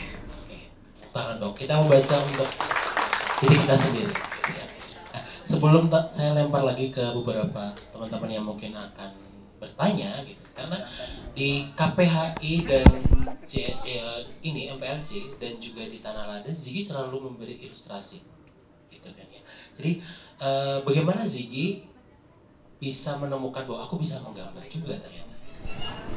Sebetulnya mungkin aku bisa gambar dulu sebelum bisa. Oh iya? Karena aku bacanya kan lama. Oh oke. Jadi kalau gambar bisa duluan. Karena kami suka baca komik, dan sekali lagi dimulai dengan Catlock dan Siksa Neraka. Siksa Neraka loh. Ini demi karena Siksa Neraka sebetulnya. Jadi memang kita selalu hampir selalu mulai baca itu dengan alat bantu gambar. Kan setelah selesai membaca itu juga kita mungkin ada buku bergambar anak yang aku ingat itu dulu waktu aku masih kecil, aku lumayan sering dibacakan oleh orang tuaku buku bergambar anak. Terus setelah itu juga aku banyak menyukai buku-buku novel anak, dan itu juga kadang-kadang kan ada selipan ilustrasinya, dan bahkan di The Hobbit dan Lord of the Rings juga kan ada seenggaknya gambar peta. Itu juga adalah hal yang menurut aku menyenangkan untuk ditemukan gitu. Bahkan meskipun itu bukan hal yang vital dalam buku. Kenapa akhirnya aku jadi kepingin melakukan hal itu juga, karena sekali lagi aku refleksinya adalah kepada hal-hal yang aku sukai. Tapi memang aku lebih cepat menggambar daripada menulis ketika masih kecil. Soalnya ya kami dulu sempat kami lebih banyak baca komik daripada baca novel ketika dulu, karena memang lebih cepat bacanya kan. Jadi kami juga sering menirukan gambar-gambar di komik, jadinya kami kebiasaan menggambar sih sebenarnya. Pernah lomba menggambar nggak waktu kecil? Waktu kecil enggak, waktu SMP iya, karena mereka kekurangan orang di klub seni rupa. Oh. Pemain cadangan. Juara berapa Ziggy? Oh, enggak juara. Kan katanya sangat kompetitif. Oke, tepuk tangan dong untuk Ziggy. Oke, kita buka sesi pertanyaan lagi ya. Mungkin ada yang banyak nih. Kita sampai subuh, kita pengajian ya ini kita hari ini ya. Oke. Hadir door prize-nya tinggal 2 ya? Atau berapa? Pokoknya nanti silahkan. Oh, tinggal 2. Oke, tapi nanti ada beberapa. Vouchernya tinggal 2, mungkin yang di belakang sama yang di depan boleh.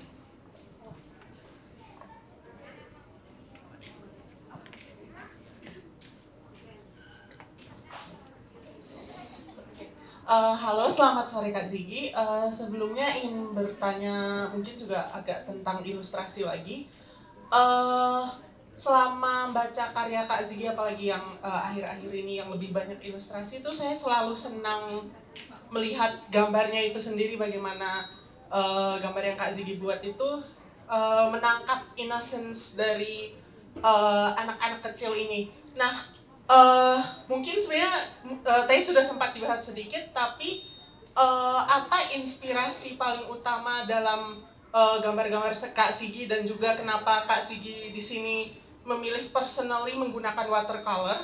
Karena sepertinya kalau tidak salah dari apa yang sudah Kak Ziggy share itu, Kak Ziggy menggunakan cat air, dan juga in general inspirasi untuk mungkin lebih ke pakaian karakter-karakter yang Kak Ziggy gambar, dan juga cara menangkap ke anak-anakan itu.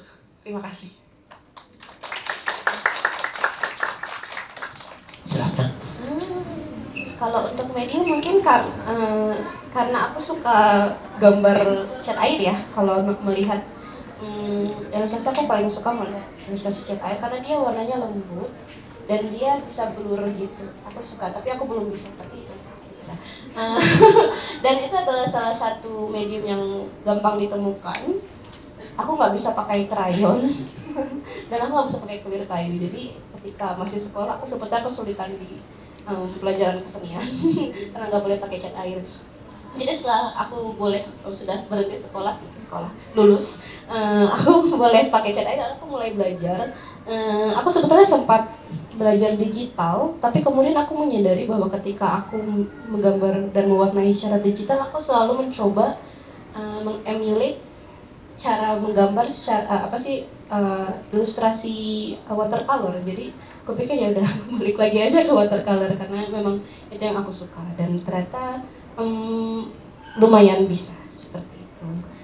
Kemudian kalau dari cara berpakaian, mungkin karena cara berpakaianku seperti ini, jadi agak masuk ke sini juga dan mungkin salah satu alasan kenapa aku menggunakan hanya bisa mengilustrasi untuk yang tokoh-tokohnya anak adalah karena aku merasa pakaian orang dewasa tidak menyenangkan dan tidak menarik.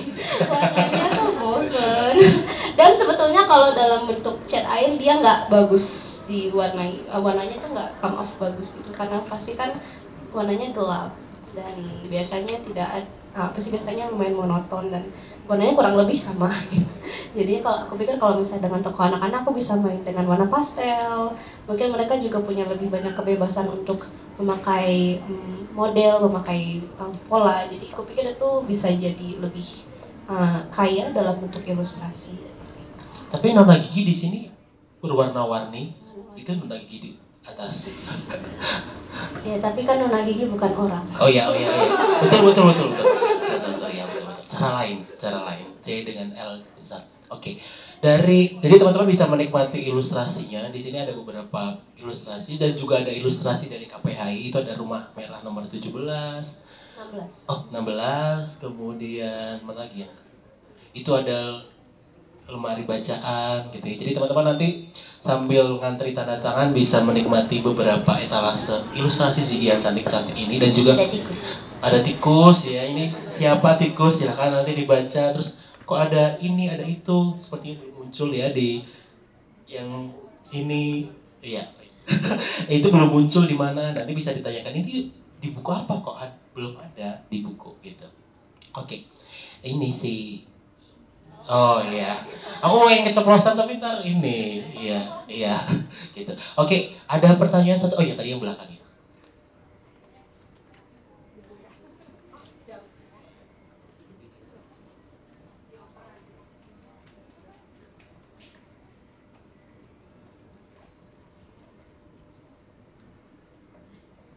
Halo Kak Ziggy. Sebenarnya aku mau nanya nggak terkait sama ini sih, cuma mau penasaran aja sebagai pembaca. Kak Ziggy pernah nggak selesain baca buku gitu atau DNF? Nah kira-kira alasannya apa? Makasih.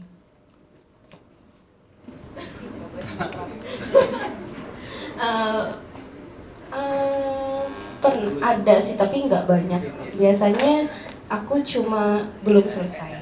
Tapi belum selesai selama 10 tahun. Ada yang kalaupun aku betul-betul tinggalkan itu mungkin aku jarang banget sih, kecuali yang satu aku sebutkan tadi itu tidak boleh disebutkan, sebut saja itu aku nggak selesaikan karena aku nggak, entahlah, aku cuma kurang suka aja sama cara berceritanya. Tapi pernah ada juga buku yang aku sangat kesal, aku benci banget sama buku-buku ini, tapi tetap aku selesaikan karena saya udah terlanjur baca. Jadi sebetulnya sebagian besar untung-untungan sih, kebetulan sebagian besar untung gitu. Tapi memang ada yang sampai sekarang belum diselesaikan, ada yang sudah 20 tahun tidak aku selesaikan, tapi akan diselesaikan. Aku anaknya optimis. Mungkin dapat dilihat dari buku-bukunya, sangat optimis. Tanya lagi, meskipun tidak ada door prize voucher gak apa-apa lah ya gitu kayak. Silahkan. Boleh duduk ya, soalnya depan banget nih kalau berdiri. Selamat sore Kak Ziggy. Saya Nanda, kebetulan saya alumni pandemi ya, jadi baru mulai mengenal buku-bukunya Kak Ziggy saat terpenjara di rumah. suka banget sama metode bagaimana Kak Ziggy menyampaikan kematian dan juga perpisahan dan lain-lain. Yang mati padahal. Aku inget banget di salah satu di White Wedding itu cara ngebalik bahwa kematian itu adalah konsep sebenarnya kita berpulang seperti kita sekolah jauh, dan itu menurut aku menyentuh hati sekali. Aku buat sudah lupa aku. tapi aku percaya padamu. Baik, kebetulan aku baru baca, jadi percayalah padaku. Oke, yang mau aku tanyakan di sini tadi kan sempat disebut bahwa KPHI ini akan ada 5-7 buku. Nah, ini kan di halaman terakhir KPHI dengan footnote yang panjang itu kan ada ending dari masing-masing tokohnya. Apakah nanti setelah melalui 5-7 buku, endingnya akan tetap balik ke situ atau ada kemungkinan-kemungkinan lain yang terbuka untuk ceritanya mengarah ke arah yang berbeda? Yang pertama itu. Lalu yang kedua, sepertinya apa sih Kak konsep happy ending menurut Kak Ziggy gitu dari sebuah cerita? Itu aja sih, terima kasih.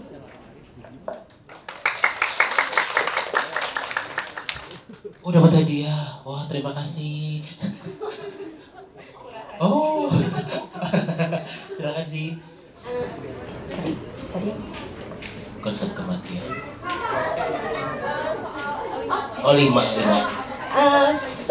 sebetulnya bakal balik lagi, cuma itu dibaca dengan grain of salt kalau melanjutkan baca ke MPLJ. Karena sebetulnya di MPLJ sudah ada hint sebetulnya apa yang sesungguhnya terjadi kepada setidaknya salah satu anak di situ. Karena nggak boleh muncul. Betul ya. Silakan baca MPLJ. Endingnya long game sih, tapi mungkin peringatannya cuma dibaca dengan berhati-hati dan jangan dipercaya semuanya. Ziggy pembohong. Tapi sebetulnya pada dasarnya mereka akan kembali lagi ke situ, meskipun mungkin nggak sepenuhnya benar. Kemudian kalau soal happy ending, ini lebih baik nggak ditanyakan ke aku sih. Aku pernah bilang bahwa aku pikir mungkin juga alasan kenapa aku selalu memasukkan kematian, tapi menurut aku ending yang paling membahagiakan adalah mati. Gitu. Jadi sebetulnya kalian membaca semua happy ending aku. Jadi karena apa ya? Hidup tuh capek ya guys. Mungkin aku banyak sejak sudah lama aku kehidupan sehari-harinya tuh agak menekan dan ada kesadaran bahwa ini tidak akan selesai sampai mati. Jadi aku memandang kematian itu sebagai sebuah istirahat. Jadi aku tidak memandang itu sebagai sesuatu yang sinister, tapi merupakan suatu penyelesaian. Jadi mungkin secara pribadi itu menurut aku adalah suatu hal yang membahagiakan. Cuma sekali lagi mungkin orang-orang menganggap bahwa itu adalah sesuatu yang menakutkan. Mungkin basisnya adalah karena mereka nggak tahu ada apa setelahnya. Kalau aku berharap setelahnya nggak ada apa-apa. Setelahnya udah kita jadi makanan cacing. Tapi mungkin juga kita ada sedikit ketakutan karena ada konsep surga dan neraka. Mungkin itu yang paling menakutkan buat teman-teman. Aku berharap nggak ada surga dan neraka. Jadi pokoknya aku pikir mau ada surga atau neraka, tapi itu kan urusan nanti ya. Yang penting mati dulu, seenggaknya yang ini selesai gitu. Jadi aku pikir itu adalah happy endingku. Mungkin teman-teman, karena aku nggak percaya sama happy ending yang disuguhkan pada umumnya, karena ceritanya masih akan terus jalan. Jadi mungkin setelah happily ever after, terus cerai, selingkuh gitu. Siapa tahu Prince Charming brengsek, kita nggak tahu. Mereka kan juga nggak kenal. Jadi aku nggak merasa bahwa happy ending yang disuguhkan oleh buku-buku itu adalah betul-betul ending. Itu masih merupakan open ending. Kita cuma dikasih yang gulanya aja. Selalu ada alternatif ya. Oke, sebelum nanti kita foto dan tanda tangan, mungkin ada 2-3 pertanyaan lagi mungkin. Oke, 1, 2, 3. Oke, pas.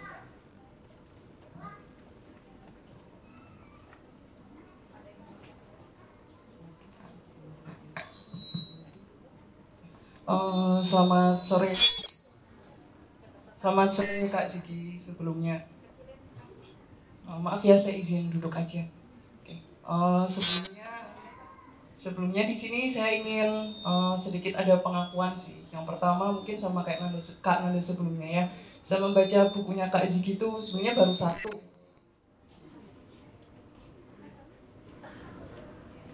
baru satu judul, yaitu yang di Tanah Lada. Dan dari buku itu pun saya langsung suka dengan tipikal penulisan Kak Ziggy sendiri. Karena menurut saya unik dibanding penulis-penulis yang lain tentunya gitu ya. Kemudian yang ingin saya tanyakan sih ada beberapa sih Kak. Oh sama ini sih, sebelumnya saya juga mengucapkan terima kasih sudah menerbitkan satu buku ini dan semoga sukses untuk buku-buku kedepannya. Oke. Yang ingin saya tanyakan yang pertama, apa sih motivasi tertinggi dan terkuat Kak Ziggy dalam menulis suatu buku? Pasti ada ya Kak. Pasti ada setiap penulis motivasi tertinggi. Misal dalam semasa karirnya beliau ingin menulis 100 sampai 500 buku seperti itu. Kemudian yang kedua, sebetulnya untuk buku-buku Kak Ziggy sendiri, saya kan memang baru ya baca buku-buku Kak Ziggy. Ini sih sebenarnya ada target khusus nggak sih Kak untuk buku-buku yang diterbitkan, misal untuk kalangan middle grade atau untuk kalangan-kalangan tertentu gitu. Kemudian yang ketiga,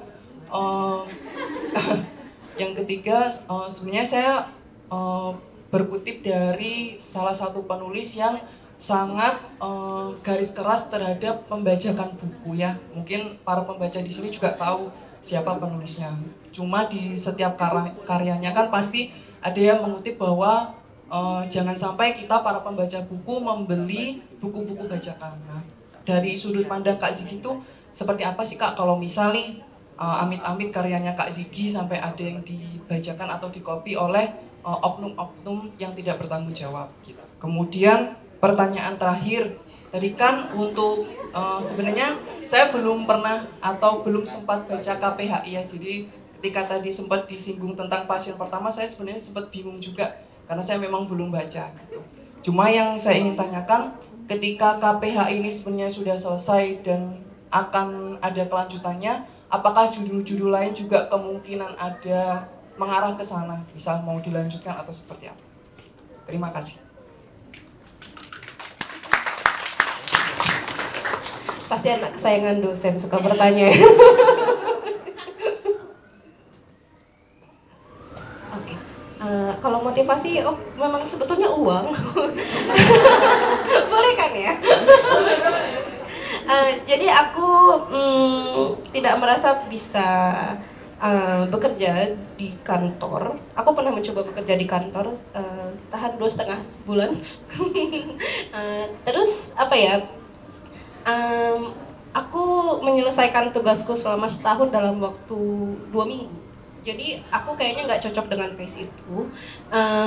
Tapi aku sebelum masuk ke dalam kantor aku juga udah mulai menulis. Jadi aku membandingkan pace kerjaanku tuh memang nggak bisa ada dalam struktur organisasi, dan aku sangat tidak cocok berhubungan dengan hierarki. Jadi kalau ada bosku datang aku kayak tapi kalau sama kolega aku senang. Jadi mungkin itu normal ya, cuma aku menunjukkannya tuh dengan nggak drastis sih, tapi cukup signifikan dan mempengaruhi pola pekerjaan. Jadi aku sekali lagi mungkin sama seperti orientasiku menulis dan orientasiku membaca, aku ingin hidupnya senang. Jadi aku tahu bahwa menulis itu nggak akan memberikan aku kehidupan yang luar biasa sejahtera, tapi ini adalah suatu pekerjaan yang bisa aku lakukan karena aku suka, karena aku senang. Jadi aku bisa mengerjakan ini dan aku akan merasa senang setiap hari gitu. Jadi mungkin motivasiku nggak macam-macam, cuma aku menulis karena aku kepingin menulis. Aku menerbitkan karena aku pengen terus bisa menulis gitu.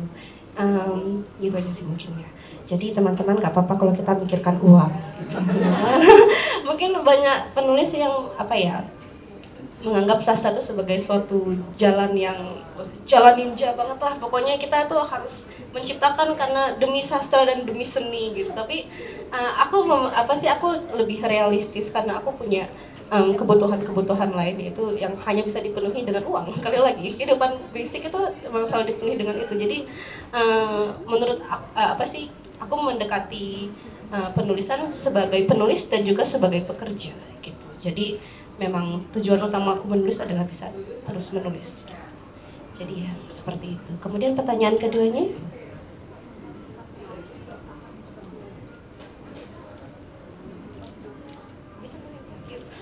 Tadi nomor 2 pertanyaannya apa ya?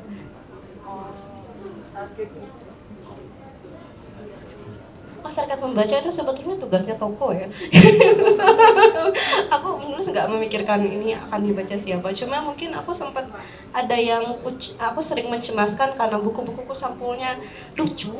Aku takut diambil anak-anak terus anak-anaknya tidak mendapatkan pendampingan sih. Menurut aku oke-oke aja dibaca anak karena kalau kita berefleksi dari karya-karya anak yang sudah ada kayak Narnia itu sebetulnya kan sangat dark ya.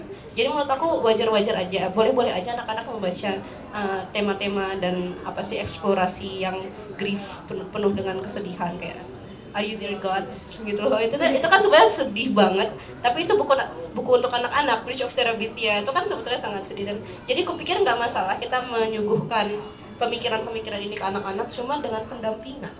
Jadi mungkin aku nggak memikirkan ini harus dibaca oleh siapa, tapi aku tetap merasa ada tanggung jawab untuk mengabarkan ke penerbit terutama bahwa mungkin ini harus ada warning ya seperti itu. Makanya di belakang sekarang penerbit memberikan label usia gitu. Jadi itu sekali lagi adalah tugas mereka bukan tugasku saat berjuang. Kemudian nomor 3 tadi judul lain ya selain MPLJ. Aku banyak tugas sih, jadi aku agak pusing. Tapi aku sebetulnya memikirkan Pulau Batu akan aku lanjutkan. Tapi belum diiyakan oleh bos besar, jadi kita belum tahu. Ya aku memikirkan itu mungkin ada kejadian heboh di tempat lain yang akan diselesaikan oleh anak-anak. Jadi aku mikir mungkin bisa kita lanjutkan jadi seperti mereka jadi reluctant hardboiled detective story gitu. Jadi ya tapi yang lainnya aku belum memikirkan. Terus yang terakhir soal pembajakan. Soal pembajakan aku yakin kalian bisa menemukan pendapat-pendapat yang semuanya relevan di tempat lain dan mungkin sudah disampaikan dengan lebih eloquent daripada aku. Tapi aku mencoba memahami sisi pembaca. Aku tidak mau memahami sisi pembaca ya. Karena apa sih ya, mereka pasti orientasinya adalah profit. Tapi aku mencoba memahami sisi pembaca. Mungkin ada masalah akses, ketersediaan, dan mungkin sekali lagi masalah finansial. Karena memang kita secara realistis bisa pahami bahwa buku itu mahal. Tapi aku sebagai orang yang sudah berkecimpung di sini, aku tahu kenapa buku itu mahal. Jadi aku juga memikirkan penerbit sebetulnya. Kalau penulis sebetulnya ya kalian mau baca kita nggak dapat uang, tapi kalian beli buku secara resmi juga kita cuma dapat 6.000 gitu, jadi ya plus minus lah. Tapi aku memikirkan penerbit karena dalam penerbitan suatu buku itu ada sangat banyak yang terlibat. Jadi ketika kalian mengambil buku bajakan pasti ada lebih dari sekadar penulis yang merasa dirugikan. Tapi ya pekerja-pekerja biasa yang sama aja seperti kalian mungkin juga memiliki kesulitan mengakses buku, memiliki kesulitan mungkin kehidupan mereka sehari-hari juga nggak seterpenuhi itu. Itu yang haknya kalian rampas juga. Jadi bukan kamu, maaf aku bilang kalian seolah-olah kalian pembaca. Tapi ya, tapi kupikir itu sih mungkin ketika seseorang membajak atau membeli bajakan itu mereka orientasinya diri. Aku mencoba memberikan pandangan bukan sebagai penulis karena itu sekali lagi mungkin orientasinya akan diri, tapi orang-orang lain yang terlibat itu sebetulnya sangat banyak dan itu semuanya dirugikan. Jadi meskipun ada excuse yang mungkin kita misalnya buku-buku klasik yang lama banget mungkin emang udah bener-bener nggak diedarkan lagi, kita ya udah apa boleh buat. Tapi kayak karya-karya yang masih baru ya, terutama yang penulis-penulisnya masih baru, mereka pasti struggling untuk kelihatan, untuk di notice oleh penerbit maupun pembaca. Itu sangat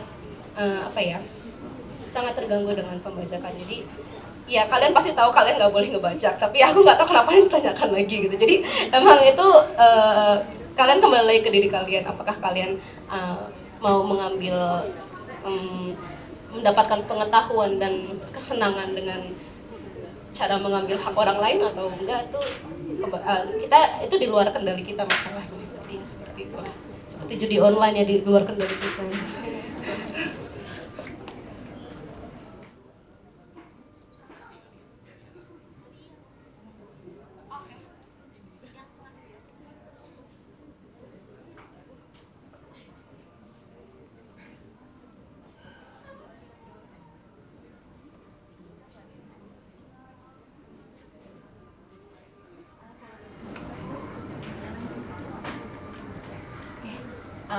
Selamat sore Kak Ziggy. Terima kasih untuk kesempatannya buat aku bertanya. Sebelumnya aku pengen cerita tahun lalu aku KPAI itu menjadi buku keduanya aku Kak Ziggy. Dan mungkin orang-orang menganggap dirinya sebagai korban dari membaca KPAI kan ya. Tapi kalau tahun lalu kebetulan aku membaca itu sambil stress broker. Makanya bagiku KPAI adalah comfort book.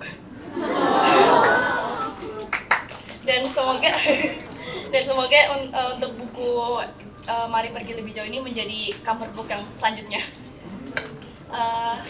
Untuk pertanyaannya, tadi mungkin Kak Ziggy udah juga meluruskan tentang mungkin beberapa seri dari KPAI yang selanjutnya dan juga mungkin tentang Pulau Batu di Samudra Buatan yang selanjutnya.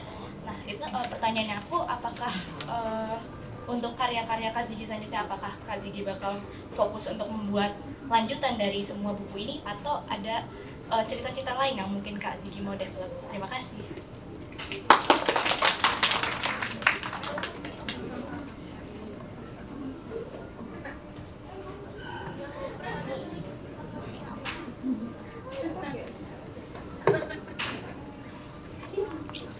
Halo, sore Kak Ziggy.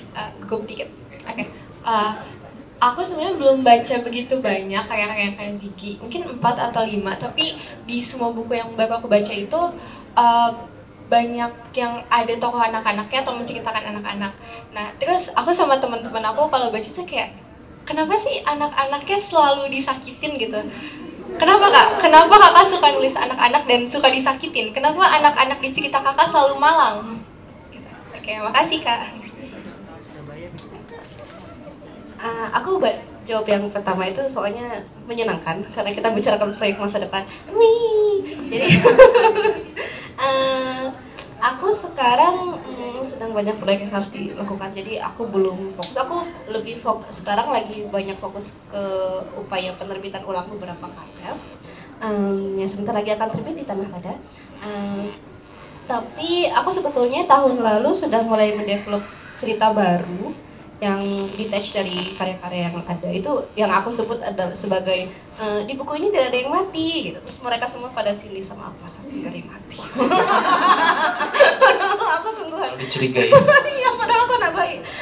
Terus itu tapi masih stuck dan karena banyak pekerjaan juga, tapi nggak masalah. Tapi aku harap itu bisa aku lanjutkan di tahun depan setelah semua proyek penerbitan ulang ini selesai.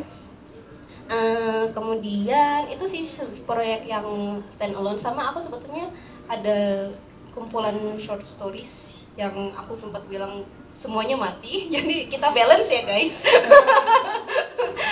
Itu short stories yang genrenya aku sempat bilang mungkin agak mendekati apa yang teman-teman pembaca Fantastin sering baca ketika aku masih aktif di sana. Jadi agak horor, banyak hantu dan banyak kuburan.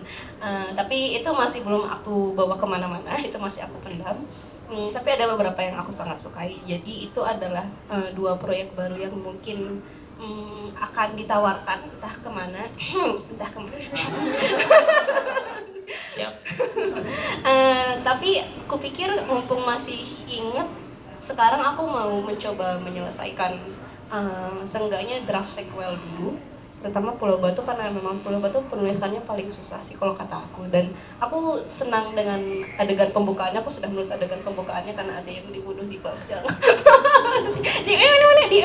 Jadi aku lumayan excited, tapi sekali lagi itu belum ditawarkan ke bos besar. Belum ditawarkan, jadi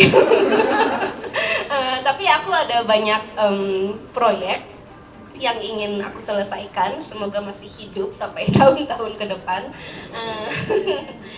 Jadi tenang saja, kalian akan selalu mendapatkan sesuatu yang baru.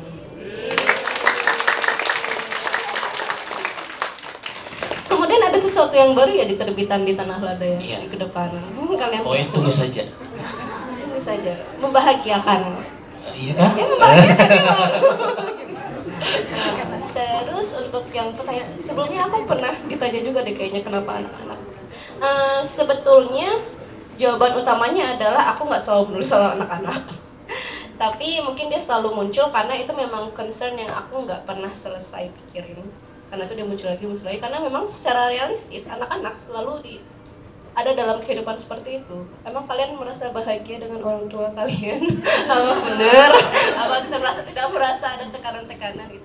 Tapi kalau kita bisa sedikit politis, sekarang aja kita sering lihat di Twitter yang selalu diliput anak-anak mengalami kemalangan karena suatu konflik pertikaian yang dimulai oleh orang dewasa. Dan itu adalah skala besar ya, skala kecil sangat banyak. Pertengkaran orang tua kenanya ke anak lagi. Orang tua sebetulnya nggak siap jadi orang tua ke anak lagi. Jadi itu menurut aku bukan hal yang cuma ada di buku, dan itu yang pengen aku sampaikan, kenapa dia berulang-ulang muncul lagi. Tapi setelah aku pikir-pikir, karena kalau nggak salah di pertemuan sebelumnya ini di Matraman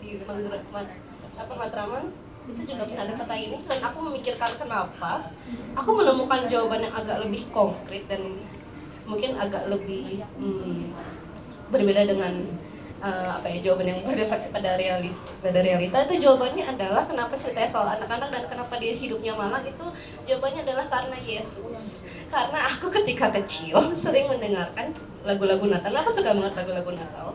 Aku sangat suka perayaan Natal, film-filmnya, dan mamaku selalu bilang bahwa dia pertama kali terinspirasi menyukai teater karena dia pernah menonton Scene of Nativity. Ketika masih kecil dia manjat pagar gereja dan dia nonton, wow. Jadi scene kelahiran Yesus itu sangat berbeda ya dengan kelahiran Nabi Isa. Kayaknya aduh sedih banget, Mariamnya dikatain orang. Tapi kalau di lagu-lagu Natal tuh kayak perayaan, semuanya datang, ada binatang lucu banget gitu. Terus kita kan tumbuh dengan kita terus mengikuti kehidupan bayi Yesus yang sangat lucu, terus dia sangat ajaib, terus dia begitu besar juga sebagai anak kecil juga, wow dia sangat hebat. Tapi terus Yesus mati, terus jahat lagi dibunuhnya. Jadi kayaknya itu sangat merasuk ke dalam jiwa. Dan ketika masih kecil kita kan selalu nonton TV itu apa yang ada di program ya. Aku pernah nggak sengaja nonton Passion of Christ. Terus itu serem banget kayak mungkin ini perasaan orang-orang ketika harus menonton siaran TVRI itu.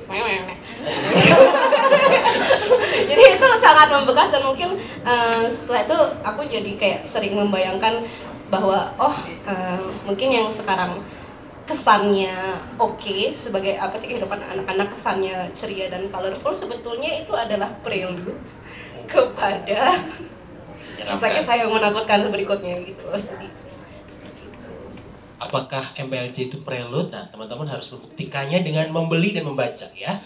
Bukan membaca gitu ya. Jadi hari ini teman-teman bisa langsung check out di belakang dan masih ada hadiahnya. Jadi teman-teman yang belum beli dan belum PO, silahkan di belakang itu ada. Dan yang tadi dapat voucher bisa langsung ditukar ya. Lumayan. Oke, saya udah jualan ini. Oke. Oke, kita sudahi karena sudah mulai petang dan nanti teman-teman harus ada tanda tangan. Jadi mungkin sebelum kita tutup ada foto bersama ya. Oke. Jadi silahkan dipimpin oleh